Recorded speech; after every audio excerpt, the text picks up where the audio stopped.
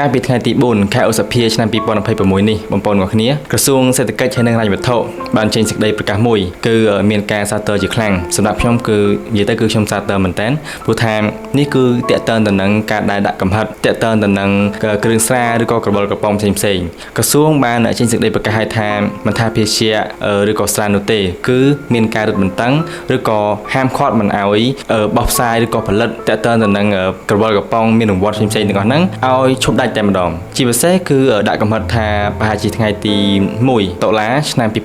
ហ្នឹងគឺជាចាំបាច់ទៅដល់ពេលនោះគឺនឹងមានការហាមដាច់ខាតតែម្ដងក៏ប៉ុន្តែសេចក្តីប្រកាសនេះគាត់នឹងចេញប្រាប់ឲ្យដឹងជាមុនប៉ុន្តែការអនុវត្តជាក់ស្ដែងគឺនៅថ្ងៃទី1ខែតុលាឆ្នាំ2026បងប្អូនទាំងគ្នាបានឃើញជាក់ស្ដែងគឺសង្គមយើងបច្ចុប្បន្ននេះមានក្មេងៗជាច្រើននិងមនុស្សជាច្រើនតាមយករង្វាន់តាក់ទងទៅនឹងការផឹកស្រាតាក់ទងទៅនឹងការផឹកភេសជ្ជៈផ្សេងៗនិយាយរួមទៅយើងឃើញថាមានផលប៉ះពាល់ជាច្រើនជាពិសេសក្មេងៗដែលពួកគាត់ជាกระดาษសមានថាការគិតរបស់ពួកគាត់គឺនៅមានកម្រិតយល់ទៅនៅពេលដែលមនុស្សចាស់ពួកយើងទាំងអស់គ្នាអ្នកជាមនុស្សចាស់នេះនាំគ្នាគ្រប់គ្រងឬក៏នាំគ្នានិយាយទាក់ទងនឹងរង្វាន់ផ្សេងៗគឺពួកគាត់មានការផុសផុលជាខ្លាំងហើយក៏តាមយករង្វាន់ចឹងទៅវីដេអូមួយដែលខ្ញុំបានឃើញបងប្អូនទាំងគ្នាខ្ញុំឃើញមានការបង្ហោះណាតែខ្ញុំភ្លេចប្រភពបាត់ហើយទាក់ទងទៅនឹងក្មេងប្រុសម្នាក់ដែលគាត់ផឹកគ្រឿងកំប៉ុងមួយថ្ងៃគាត់ផឹក6កំប៉ុងបងប្អូនមួយថ្ងៃគឺ6កំប៉ុងតែម្ដងមានគេសម្ភាសគាត់ណាហើយគាត់បាននិយាយថាឥឡូវហ្នឹងគឺគាត់មានបញ្ហាកើតទឹកនោមប្រៃមិនទឹកនោមផ្អែមបងប្អូនគឺទឹកនោមប្រៃឥឡូវនេះគឺដល់ដំណាក់កាលមួយដែលថាពិបាកក្នុងការព្យាបាលមែនទែនហើយគ្រួសាររបស់គាត់ក៏ខ្វះខាតហើយគេសួរគាត់ថាហេតុអីបានបងប្អូនផឹកច្រើនយ៉ាងហ្នឹងគាត់និយាយថា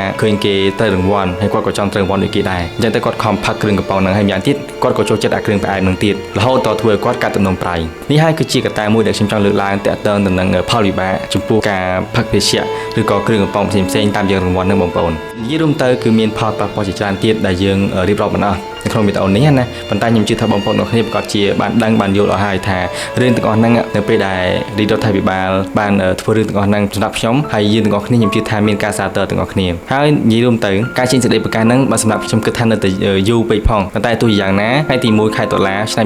2026នឹងដាក់កំហិតដាច់ខាតតែម្ដងលែងឲ្យមានតែម្ដងដូច្នេះពួកយើងទាំងអស់គ្នាសម្រាប់ខ្ញុំគឺខ្ញុំសាទរជាខ្លាំងការសម្ដែងរបស់រាជរដ្ឋាភិបាលចំពោះរឿងទាំងអស់នេះបាទសូមអរគុណ